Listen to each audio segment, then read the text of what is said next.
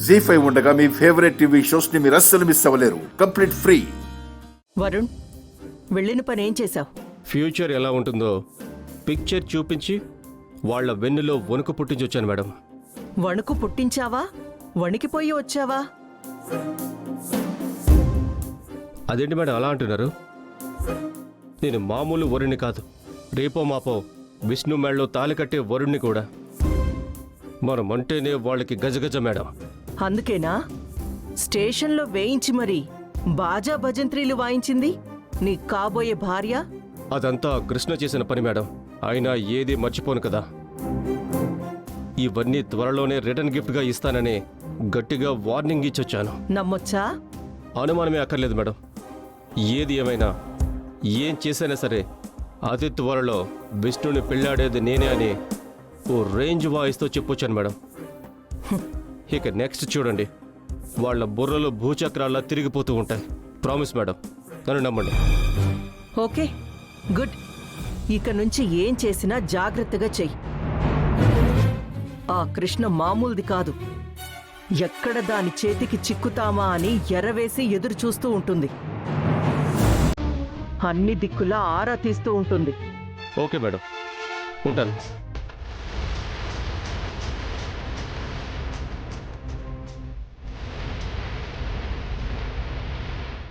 కృష్ణ, నీ ఆటలు నేను సాగనివ్వని.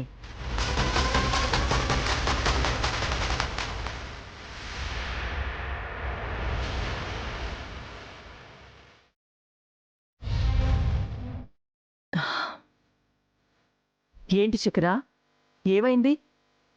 అన్నీ చూస్తూ కూడా అలా అడుగుతారేంటి మేడం?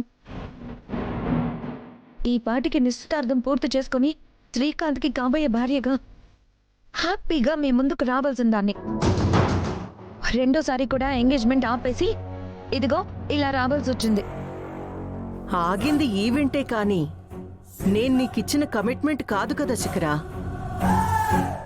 ఎందుకలా ఫీల్ అయిపోతున్నావు?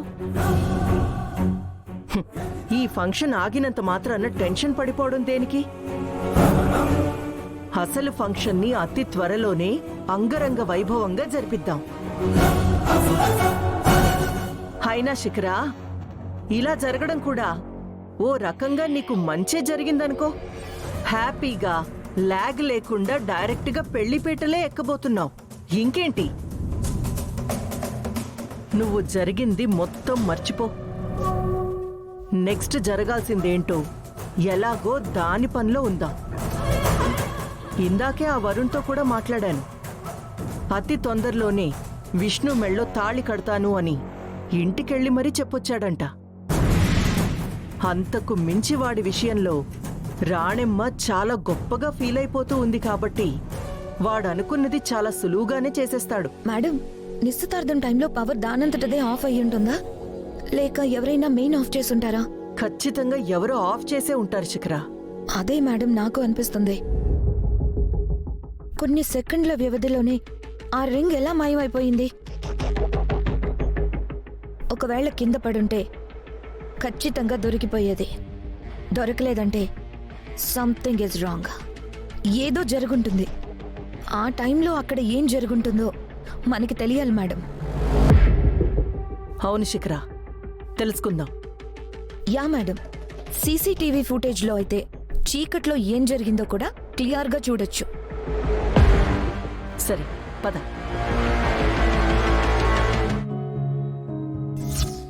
విష్ణు శ్రీకాంత్కి రేపు గుళ్ళో పెళ్లి చేయాలనుకుంటున్నాను. రాధాగారు చెప్పిన మాటలు వినడానికి కఠినంగా అనిపించినా అసలు ఆయన పడుతున్న మానసిక సంఘర్షణ ఏంటో లోతుగా ఆలోచిస్తుంటే అర్థమవుతుంది. రాధాగారు ఆలోచించేది కూడా అక్క శ్రీకాంతుల జీవితం గురించే కదా. వాళ్ల భవిష్యత్తును విధి చేతుల్లో పెట్టి దేవుడా నువ్వే దిక్కని వదిలేలేము. ప్రయత్నం లేకుండా పరిష్కారం ఎప్పటికీ లభించదు. అక్క బ్రతుకుని కాపాడుకోవాలనుకోవడం నిజంగా నా మూర్ఖత్వమే అవుతుంది. అమ్మకి నిరూపించే ప్రయత్నం చేసినా ఏం ఉపయోగం లేదు. వాడి అడ్డు తప్పించడమే ఈ సమయంలో సాధ్యం కాని పని. రాధాగారు చెప్పినట్టు అక్క శ్రీకాంత్లకు రేపు పెళ్లి చేయడమే సరైన మార్గమని నాకు అనిపిస్తోంది. ఏది ఏమైనా కూడా ముందు ఎలాగైనా వాళ్ళ పెళ్లి జరిపించాలి.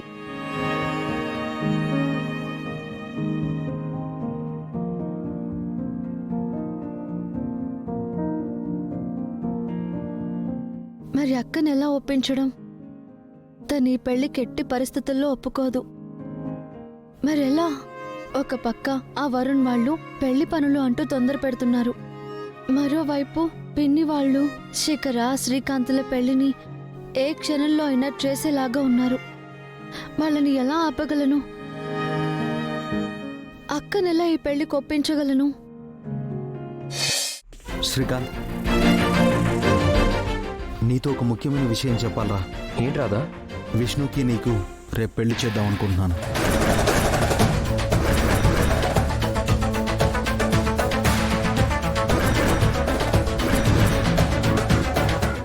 ఏంటి రాదా?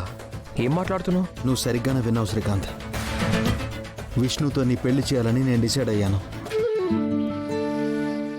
అయినా నేననుకుంటేనే కాదు కదా, ఒకసారి నీతో కూడా చెప్పాలని చెప్తున్నాను. ఏమంటావు? నేనేమంటాను రా, నా లైఫ్లో ఇంతకన్నా గొప్ప మూమెంట్ ఏముంటుంది చెప్పు. కానీ ఇక్కడ విషయం అంతా విష్ణుదే. అసలు తనకు చెప్పారా? ఒప్పుకుందా?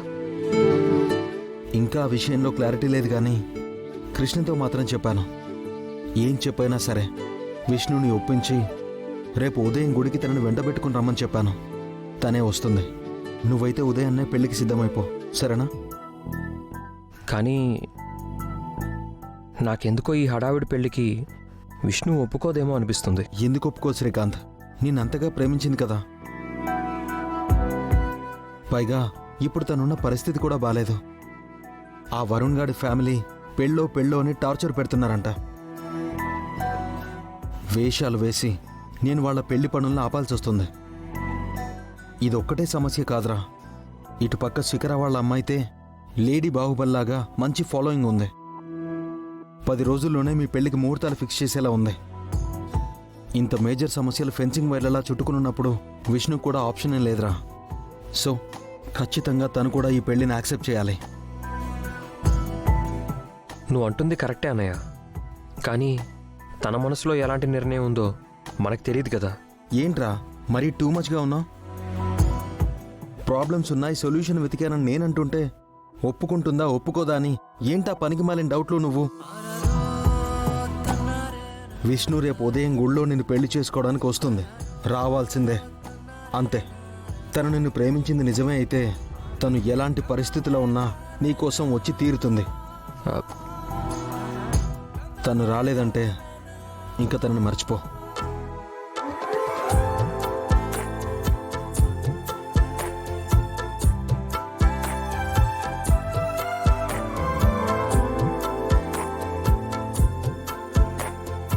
జీ5 యాప్ డౌన్లోడ్ చేసి అన్ని ఎపిసోడ్స్ పూర్తి ఉచితంగా చూడండి.